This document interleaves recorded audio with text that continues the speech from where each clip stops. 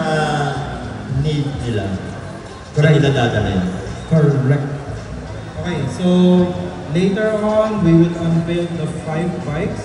And then... Sino-sino yung mga, ano natin, builders? Okay. So kung di nyo pa alam, ang 5 builders natin, they are carefully selected by panel. So ito yung mga bago. Diba? First time nilang pag-build for Sumali. sa bike. So, first of all, nandyan si Club Makina Customs. Yes.